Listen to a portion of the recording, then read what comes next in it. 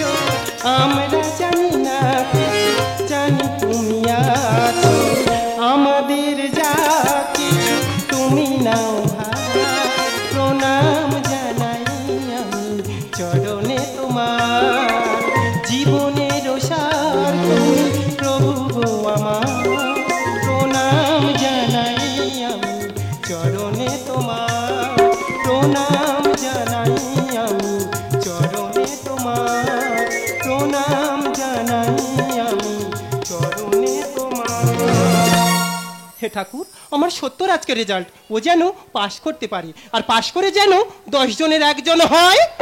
হবে না রে, হবে না, তোর বেটার হবে না। দেখো আমি ঠাকুর ঘরে আছি, একদম উল্টো পাল্টা কথা বলবে না। উঠে আয়, ঠাকুর ঘর থেকে উঠে আয়, সব ঘটনা বলছি। হে ভগবান, এ দৃশ্য দেখার আগে কেন এক হাঁড়ি পান্তা পাঠালে না? হাঁড়ি খেয়ে পান্তায় মুখ গুজে থাকতাম। বলে কি হয়েছে কি? তোর বেটা কোথায় গেছে? কেন, সেই স্কুলে গেছে রেজাল্ট আনতে। স্কুল গেছে রেজাল্ট আনতে? হ্যাঁ। গিয়ে দেখবি যা 3 রাস্তার মোড়ে বট গাছের গোড়ায় বসে কেরম বিড়ি খাচ্ছে। বাজে কথা একদম বলবে রে। আমি নিজে দেখেছি, আমাদের পাড়ার সমস্ত ছেলেরা নেশা করে, কিন্তু আমার সত্য কোনো নেশা করে না। সে আমার কাছ থেকে আগুন চা বিড়ি খেয়েছে। দিদি গো, আজ পর্যন্ত শুনেছো বাপের কাছ থেকে আগুন চেয়ে ছেলের বিড়ি খেতে? ওরা চুরুনির বেটা চুরুনি, বাঁশ পাতা দিয়ে খাইয়ে দেবো বেগুনি। তাহলে ঘটনাটা বলি, তার মুখে মাস্ক, হ্যাঁ। আমার মুখে মাস্ক, হ্যাঁ। তাহলে বিড়ি খেতে গেলে মাস্ক খুলতে হবে। হ্যাঁ। যেই খুলেছে কেউ না তোর বেটা। আমার সত্যের মতো দেখতে কাকে দেখেছে, আর আমার সত্যর নামে দোষ দিচ্ছে। আরে হাউস ফস, 5টা নয় 7টা নয়, একটা বেটা আমি চেনে নি।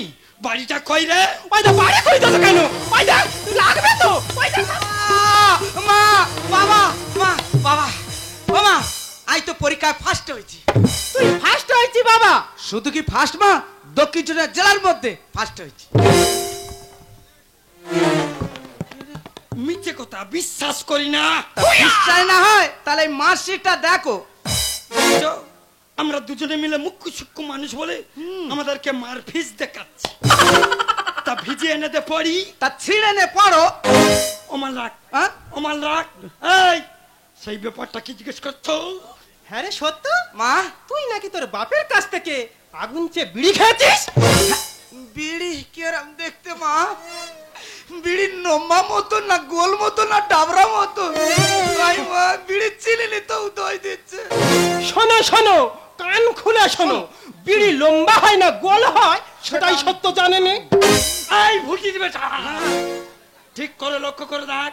যেই লোকটার কাছ থেকে আগুন চেয়ে বিড়ি খাইছিলিস, সে যাওয়ার সময় বলে রে যে ম্যাচিসটা বাইকে দে। আরে ও বাবা, তাহলে কি বাবা ছিল?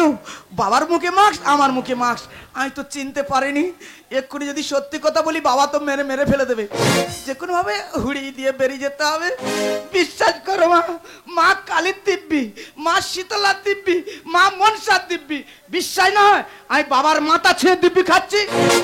ব্রেক মার, ছোয়ার বাচ্চা ব্রেক মার। তোর বেটাকে ঠেকা, না আমাকে এক্ষুনি ডিলিট করে দিতে আসছিল। আচ্ছা বলতে পারি কি? কেন তোর বেটার নাম সত্যব্রত রেখেছিস? কেন? যদি মিথ্যাব্রত রাখতে পারতিস হ্যাঁ। আমার দিলটা খুশ হতো। এই ঠিক করে লক্ষ্য করে দেখ, যেই লোকটার কাছ থেকে আগুন চেয়ে বিড়ি খাইছিলিস, তার এই পোশাকটা ছিল কিনা? এবার পুরো ধরা পড়ে গেছি, তবু আমার হুড়িয়ে বেরোতে হবে। বিশ্বাস করো বাবা, আমি তো ঠিক চিনতে পারিনি। তুমি কানা কানাই সেটাচ্ছ, বাড়িটা কই? এটা কি সত্য বাবুর বাড়ি? হ্যাঁ, এটা সত্তর বাড়ি। একে ছিবড়ি। নমস্কার, আমি মৌপ্রিয়া নন্দী, আসি জি 24 ঘন্টা নিউজ চ্যানেল থেকে আপনাদের বাড়ি। তুমি 24 ঘন্টা হও আর 26 ঘন্টা হও, মুঙ্কিও হও আর কৌটিও হও, আমনি তুমি কি জন্য আইছিস? আপনি সত্যবাবুকে মারছেন কেন? ওকে মারবনি কি ফুল দিয়ে পূজা করবো? আপনি কি জানেন এই দক্ষিণ 24 পরগনা জেলার মধ্যে যে মাধ্যমিকের পরীক্ষা হয়েছিল তাতে তো সত্যবাবু ফার্স্ট হয়েছে। সে কথা অনেক আগে বলেছি ম্যাডাম, কিন্তু এই মূর্খ মোটে বিশ্বাস করতে চায় না। মনে হয় এ দুটো যুক্তি করে রয়েছে, মনে হয় একটা কানেট আছে। আপনার বাড়ি টিভি নেই? আপনারা টিভি দেখেন না? হ্যাঁ ম্যাডাম আছে, কিন্তু এই শয়তান বাচ্চা টিভি মোটে টাকা মারবে না। ও হতে পারে সত্যবাবু, গরিব সংসারে এটা তো মেনে নিতেই হবে। কার পারবে? কার করুন? ওই আলমারি থেকে মাল বেরোলো। Smart phone. হ্যালো, হ্যাঁ কে বাদি? হ্যাঁ কি হয়েছে? সত্য দেখাচ্ছে তোদের টিভি। হ্যাঁ সত্য ফার্স্ট হয়েছে। হ্যাঁ ওই জন্য হাত বাড়ি এখনো। হ্যাঁ আমি এখন একে দিচ্ছি, তোর সঙ্গে পরে কথা বলবো। হ্যাঁ হ্যাঁ হ্যাঁ এই কে ফোন করেছিল রে? আর বাদি ফোন করেছিল। কি বললো? আর বাদি বলতেছে হ্যাঁ। ওদের টিভি হ্যাঁ। সত্য ছবি দেখাচ্ছে, আমাদের সত্য তো ফার্স্ট হয়েছে। আচ্ছা বলতে পারিস তোরা তিনজনে মিলে কি আমাকে পাগলা চৈতন্য করে দিবি? দে, দে, দে, দে, দে, দে, দে।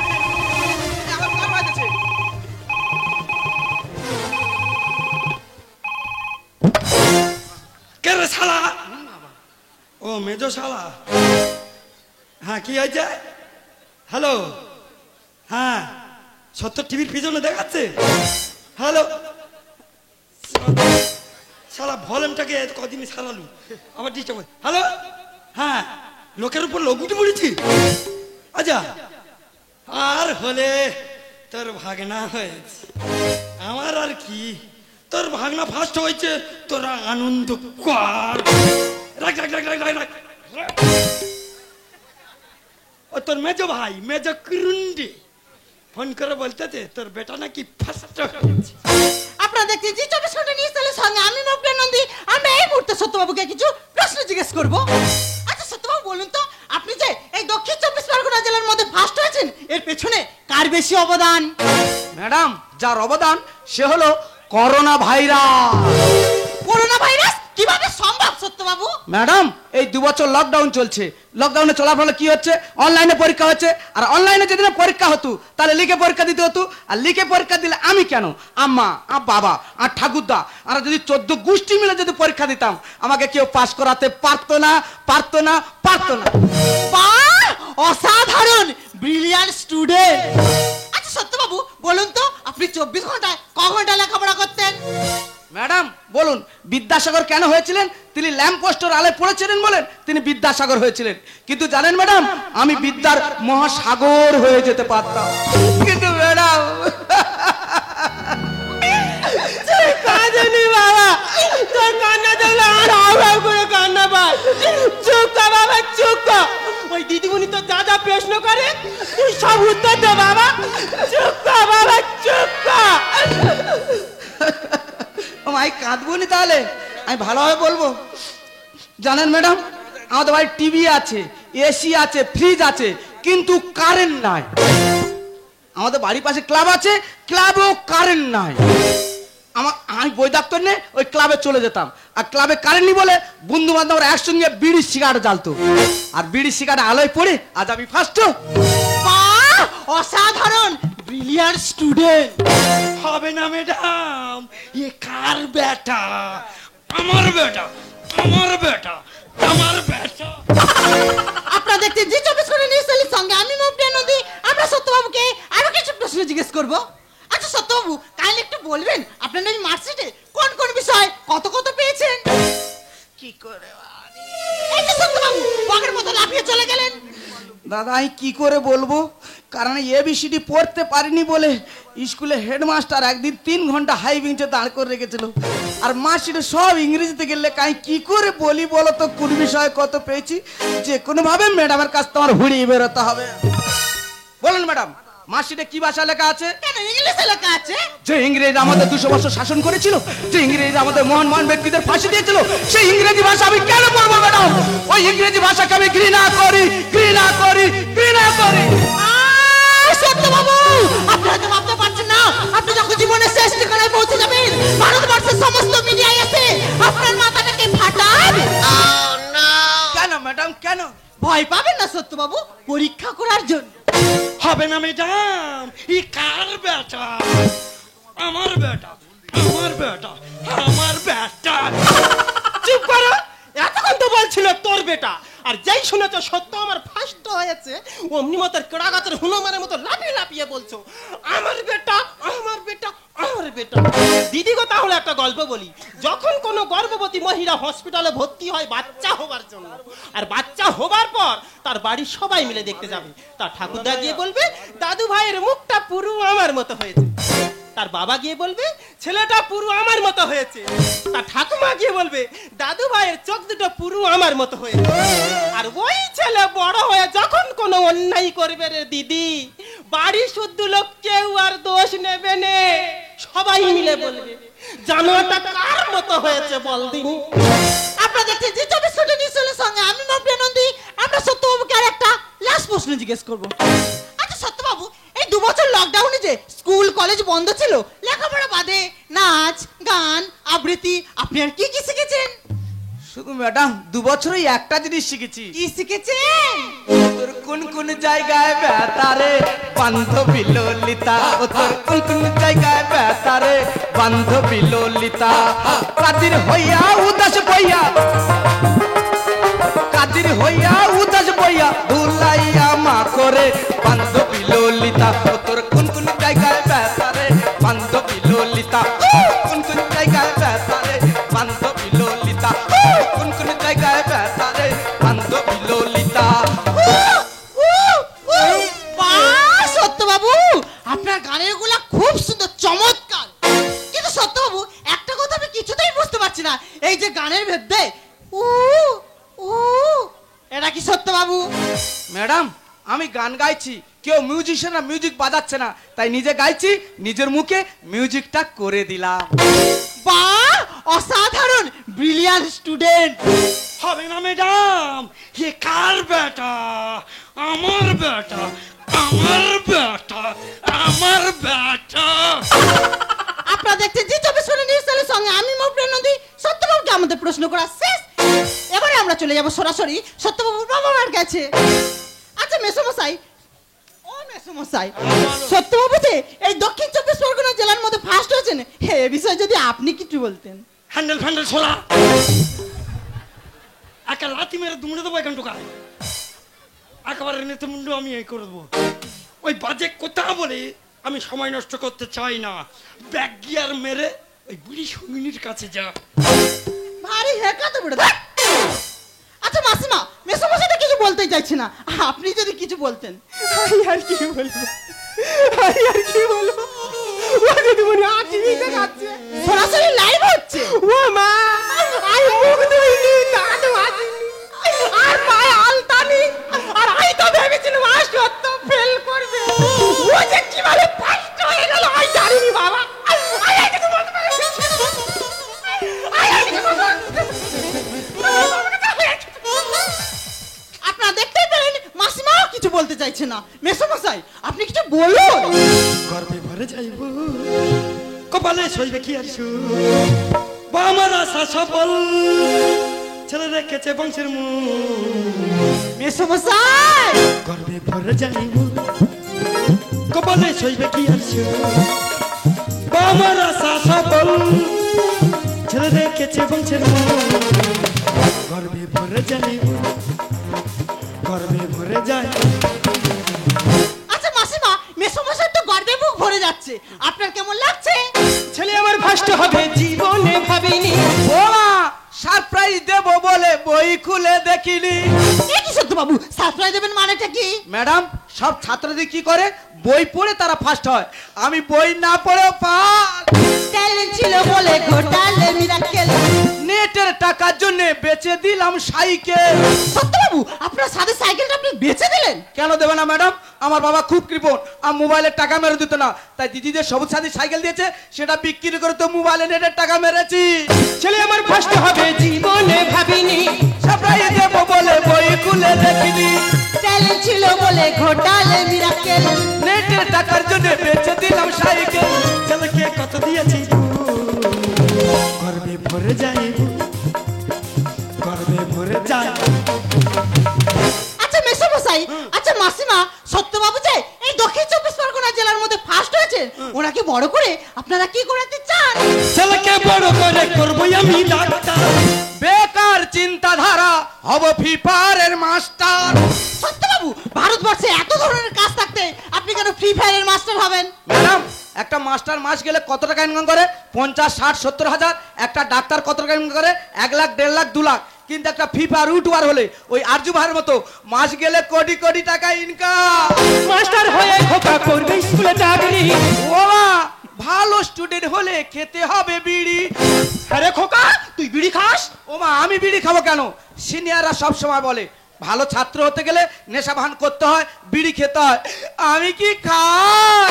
ছেলেকে বড় করে করবো আমি ডাক্তার। বেকার চিন্তাধারা, হব বিবারের মাস্টার। মাস্টার হয়ে খোকা করবে স্কুলে চাকরি। ভালো স্টুডেন্ট হলে খেতে হবে বিড়ি।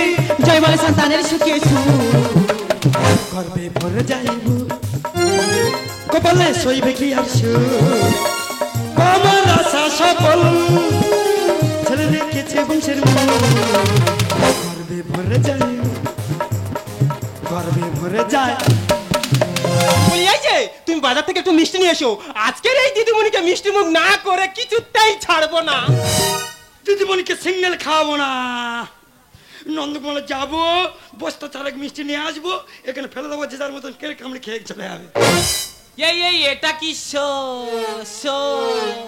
সত্যবাবু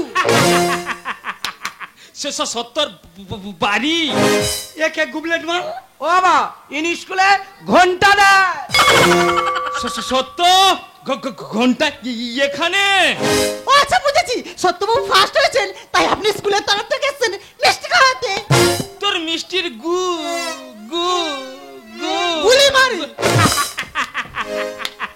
গুলি মারি আমাদের স্কুলে দুটো দুটো সত্য আছে একটা সত্য প্রত্যেক বছর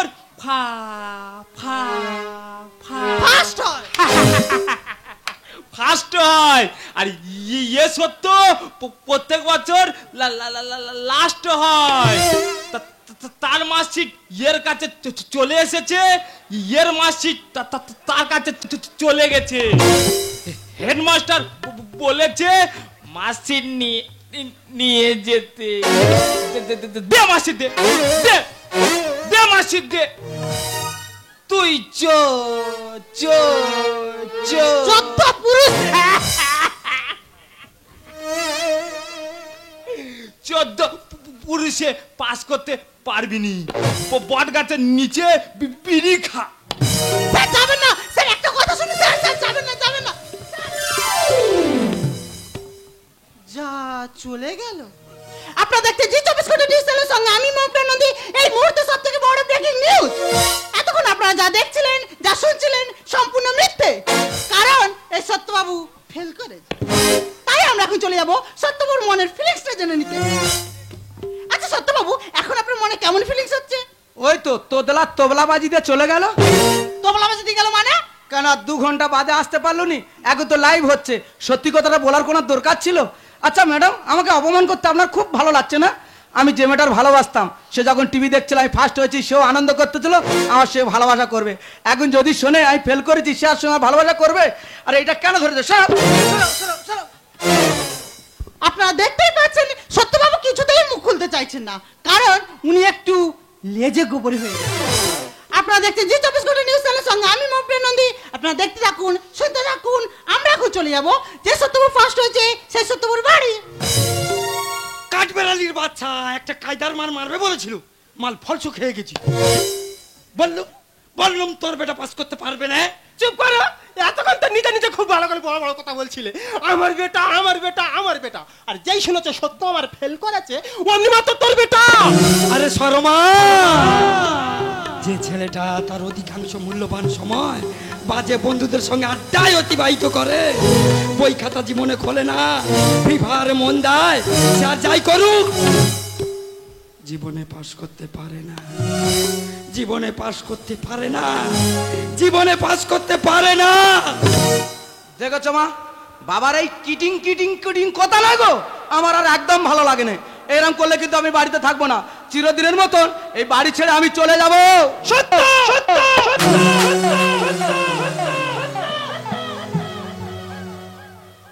ছি সত্য ছি তুই ছোট থেকে অনেক অন্যায় করেছিস তোর বাবা তোকে শাসন করতে চেয়েছে কিন্তু আমি কোনোদিনও শাসন করতে দিইনি আমি আমার স্নেহ মমতা ভালোবাসা দিয়ে তোকে সব সময় আগলে রেখেছিলাম শুধুমাত্র এই দিনটা দেখার জন্য আজ আমার সত্যি ভাবতে ঘৃণা হচ্ছে তুই আমার গর্বের সন্তান হ্যাঁ মা হ্যাঁ বাবা সত্যি আমি জীবনে চরম ভুল করে ফেলেছি আমি তো জীবনে কোনোদিন ফার্স্ট হতে পারিনি তবে ক্ষণিকের এই ফার্স্ট হয় আজ আমি বুঝতে পারছি ছাত্র জীবনের এর থেকে আর আনন্দের কিছু হতে পারে না তবে বাবা মা তোমাদের সামনে দাঁড়িয়ে আমি প্রতিজ্ঞা করছি আগামী বছর আবার আমি পরীক্ষা দেবো পরীক্ষা দিয়ে ফার্স্ট হয়ে দেখিয়ে দেবো আমিও 10 জনে একজন হতে পারি এ জীবনে পেয়েছি যে আঘাত হাজার, থামবে না গতি তবু জীবনে আবার।